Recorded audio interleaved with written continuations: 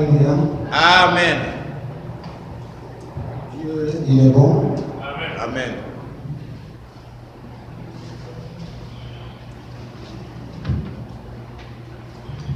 Sans vous tarder, mon frère et ma soeur, je vous salue au nom de Jésus. Amen. Notre thème de ce soir, le chemin de la croix. Le chemin de la croix, vous allez le trouver dans le livre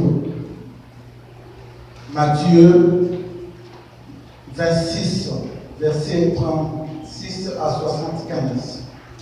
Toujours dans le livre Matthieu 27, 1 à 56. Mon frère et ma soeur, si on parle du chemin de la croix, on voit directement Jésus. On voit directement la souffrance de notre Seigneur Jésus-Christ. Amen. Si nous lisons ces textes, mon frère et ma soeur, ça nous rappelle la brutalité et l'humiliation que Jésus a accepté volontairement pour nous ouvrir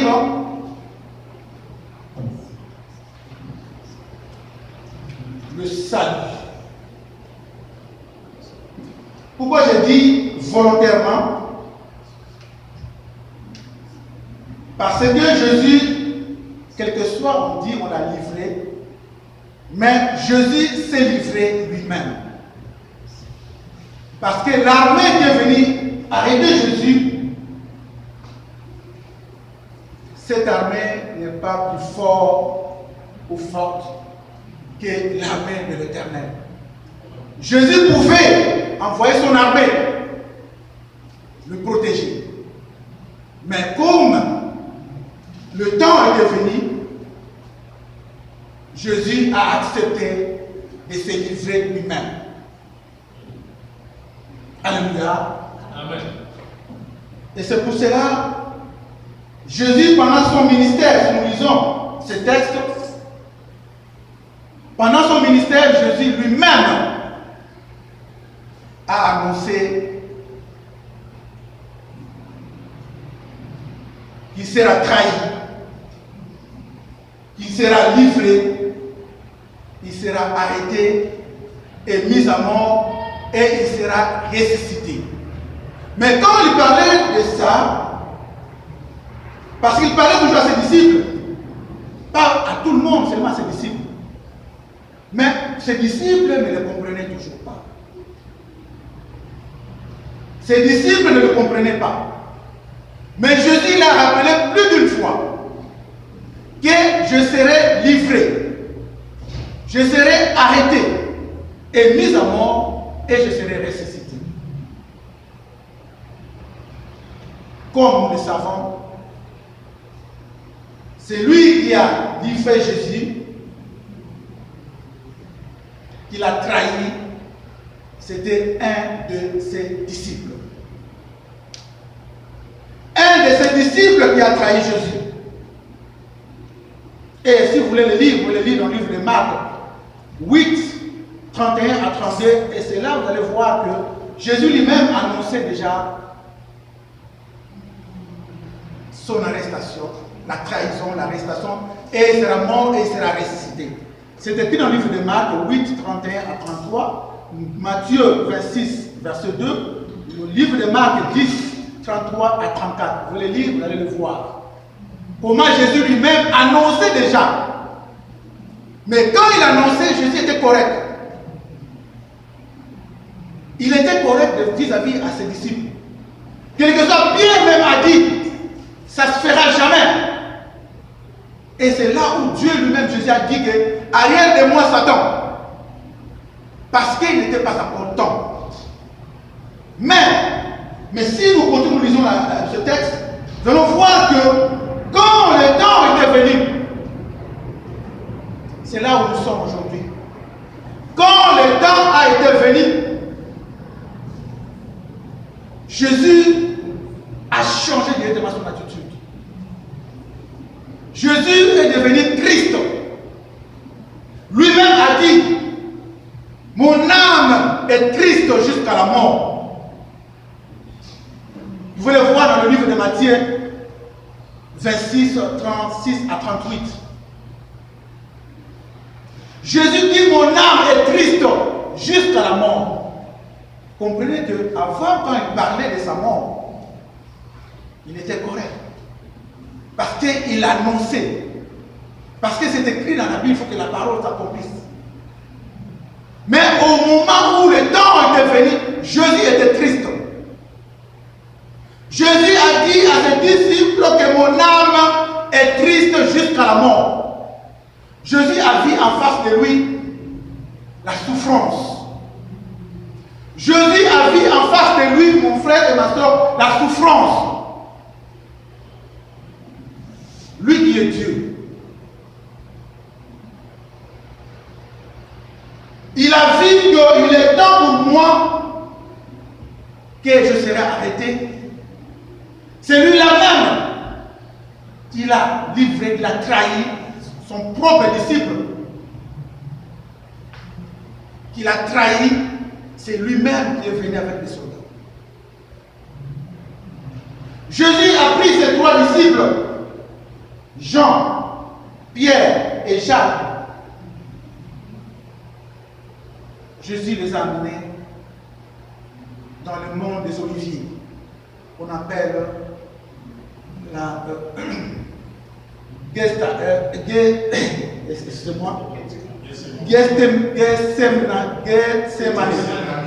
Gethsemane. Jésus lui-même les a amenés là-bas pour aller prier. Pierre, Jean et Jacques. Et c'est le même disciple que Jésus a pris au moment de la transfiguration. Ceux qui ont suivi ces enseignements ici, ils savent ces enseignements. Il a pris Pierre, Jean et Jacques. Et au moment de la transfiguration, le même disciple dormait aussi. Et le moment où Dieu les a amenés aussi au monde des oliviers, les trois disciples là aussi dormaient. Mais Jésus s'est séparé avec ses trois disciples. Jésus seul en face de son Père. Dans la montagne de la transfiguration, Jésus était à trois. Moïse, lui et Élie. Mais dans la montagne des Oliviers, Jésus était lui seul avec son Dieu. Il dit à son Père, Père, si c'est possible d'éloigner loin de moi cette coupe. Jésus a senti, a vu qu'il est temps pour lui, il va souffrir. Ce qui était ici le dimanche passé, l'homme de Dieu a intervenu. Il a parlé ici du nom de Jésus-Christ, le nom qui est élevé au-dessus de tout nom. Et l'homme de Dieu a parlé à cause de l'obéissance que le nom de Jésus a été élevé. Jésus a obéi à son Père. Et quelle obéissance? C'est celle-là qu'on parle aujourd'hui. Aujourd'hui, on parle de cette obéissance, le chemin de la croix. Parce que l'homme de Dieu a parlé de l'obéissance de notre Seigneur. Et c'est pour là que son nom a été élevé. On l'a élevé toute la journée du dimanche. Mais aujourd'hui, nous allons savoir quelle obéissance que Jésus a obéi à son Père. C'est de porter sa croix. Jésus a porté sa croix. Je vous ai donné le verset biblique, vous les lire chez vous. Si on le lit, ça va nous prendre le temps. Jésus a accepté de porter sa croix. La croix, c'est quoi? La croix, c'est l'humiliation. La croix, c'est la souffrance.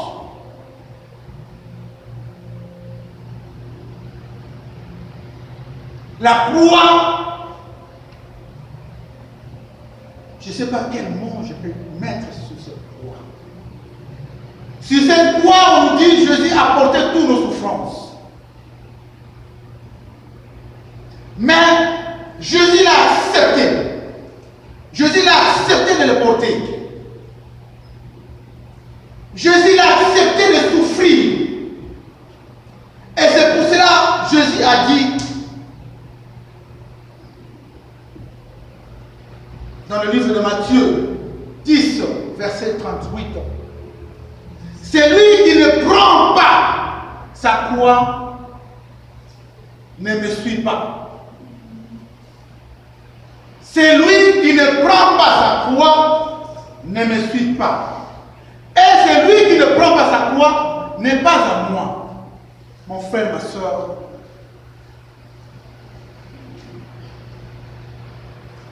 Jésus a accepté de porter sa croix et il a dit à ses disciples, celui qui ne prend pas sa croix ne me suit pas. Je vais poser la question dans cette salle. L'homme de Dieu a pris sa croix. La croix signifie l'humiliation, la souffrance. Nous savons quel moment que nous traversons dans cet ensemble. Jésus a accepté à porter sa croix.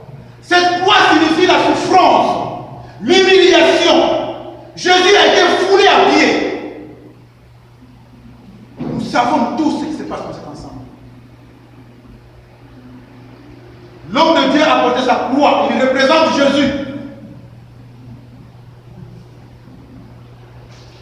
Il représente Jésus dans cette assemblée véridique. Nous tous, nous savons, plusieurs fois l'homme de Dieu a passé dans cette tribune, parler de ce qui va arriver les jours qui vont venir. Personne parmi nous va dire qu'il n'a pas entendu cela. Personne de ses disciples veut dire que non, Jésus n'a pas entendu que Jésus a dit je vais être livré, mis en prison et tué et ressuscité un jour. Jésus l'a dit plus d'une fois. Comme un jour l'homme de Dieu a passé dans cette tribune, l'a dit plus d'une fois ce qui allait se passer dans cet ensemble. Et c'est ça qu'on vit aujourd'hui. Quand les disciples, les jours ont été venus, le temps est venu, Jésus a été arrêté.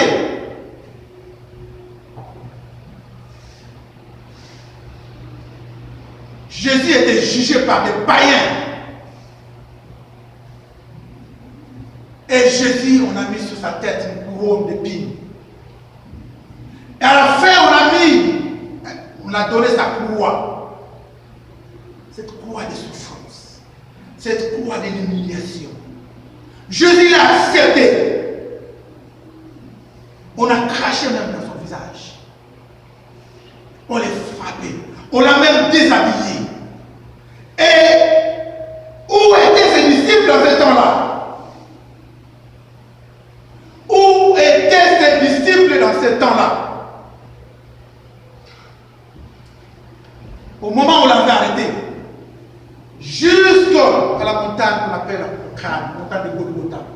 Où étaient ses disciples? Pierre l'a relié 3 fois.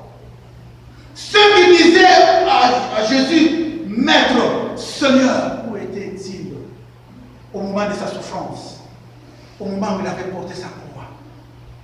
Où étaient ses disciples? Où nous sommes aujourd'hui? L'homme de Dieu a porté sa croix. C'est hier dans cette salle, dans cette assemblée, dans cette tribune appelée Papa, qui sont hier on dit, c'est l'homme qui m'a fait toucher la première fois la parole de Dieu, la Bible. Hier, on élevait son nom, un grand prophète. Où sont-ils aujourd'hui? Hier, le prophète, Jésus a été livré. Il a porté sa croix. Les disciples sont dispersés. Les disciples étaient dispersés. Pierre a régné, lui qui a dit, si on t'arrête, on te met en prison. Moi aussi j'irai en prison. Où était-il? Où nous sommes? Jésus était humilié, frappé, insulté, foulé à pied, comme l'homme de Dieu de ses de Dieu de cette assemblée était foulé à pied. Il est toujours foulé à pied. Humilié, rejeté, abandonné à ceux hier. L'appelait papa de cette tribu. Mon frère, ma soeur, Jésus a tant souffert pendant son parcours. Quand Pilate l'a libéré, c'est l'humiliation totale. Lui qui est Dieu. Lui qui est Dieu. Mais les hommes l'ont humilié. Les hommes l'ont foulé à pied. Les hommes l'ont déshabillé. L'ont laissé nu. Mais dans son parcours,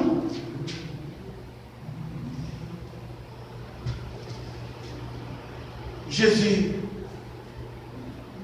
après avoir été condamné à mort,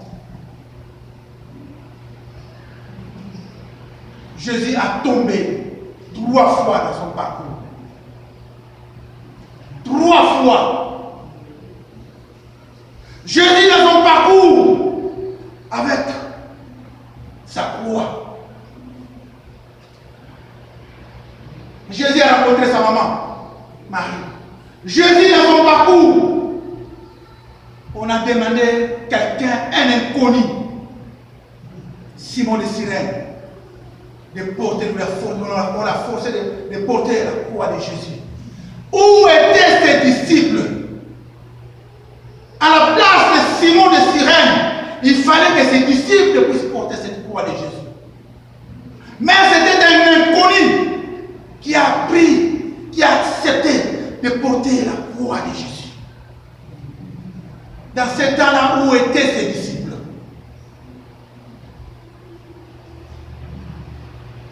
Les brebis sont dispersées à cause d'une personne, Judas. À cause d'une personne, les brebis sont dispersées. Mon frère, ma soeur, dans son parcours, il y a une femme qui a vu le sang dans le visage de Jésus comme il a porté une couronne d'épines. Et cette femme s'est levée pour aller essuyer le visage de Jésus. Pour essuyer le sang de Jésus, je vais demander aux femmes de Méradi de vous lever. De vous lever, les mamans. De vous lever pour soutenir l'homme de Dieu. C'est cette femme qui Jésus a vu dans son parcours. Quand les femmes s'élèvent, l'église s'élève. Les mamans, où êtes-vous? Une femme qui a essuyé le visage de maman. Et Jésus aussi, il a rencontré les femmes de Jérusalem qui pleuraient. Mon frère, ma soeur, la souffrance de Jésus. Jésus nous recommande de porter nos croix. Chacun sa croix. Chacun sa croix dans cette assemblée. Chacun sa croix, mon frère, ma soeur. Comme je viens vous le dire, l'humiliation que Jésus a subie, l'homme de Dieu dans cette assemblée l'a subie. L'humiliation que Jésus a subie, parce que l'homme de Dieu a accepté de porter sa croix. Et l'homme de Dieu nous demande, comme nous sommes ici, de porter aussi nous, nos croix. Nous serons aussi nous aussi humiliés par des gens de ce monde. Mais je ne crois pas que nous serons comme Pierre, de nous renier, comme Pierre l'a renié. Alléluia. Amen. Alléluia. Amen. Et mon frère, ma soeur, Jésus s'est séparé seulement avec sa croix à la mort. Jésus s'est séparé seulement avec sa croix à la mort. Quand crucifié. La croix qu'il a portée, c'est la même croix que Jésus, on l'a crucifié. Il s'est séparé seulement avec sa croix. Quand il a rendu l'âme à son Père. Quand seulement a rendu l'âme à son Père, à ce moment-là, Jésus s'est séparé avec sa croix. Jésus nous recommande, mon frère, ma soeur, de porter nos croix. Jésus l'a dit encore dans le livre de Matthieu 16, verset 24. Alors Jésus dit à ses disciples, si quelqu'un veut venir après moi, qu'il renonce à lui-même, qu'il se charge de sa croix et qu'il me suive. Renonçons à nous-mêmes, chargeons-nous de nos croix et suivons l'homme de Dieu qui représente Jésus dans cette assemblée. Alléluia. Nous allons chanter une petite cantique. Je suis à la fin. Chrétien jusqu'à la mort. Chrétien jusqu'à la mort. Chrétien jusqu'à la mort. Je serai chrétien jusqu'à la mort. Oh, je serai chrétien jusqu'à la mort. Jésus a porté sa croix de souffrance. Il s'est séparé avec sa croix jusqu'à la mort. Il s'est séparé seulement avec sa croix quand il a remis l'âme. Et à ce temps-là, on l'a fait descendre. Je crois. Où était celui-ci? Dans sa souffrance. Soutenons l'homme de Dieu. Il passe un moment difficile avec sa croix. Nous sommes là à se soutenir. Nous sommes là à les soutenir. Nous sommes ses disciples. Nous sommes ses disciples. Soutenons-les. Et Jérémie, tout entre notre Seigneur. Et nous disons Amen. Amen.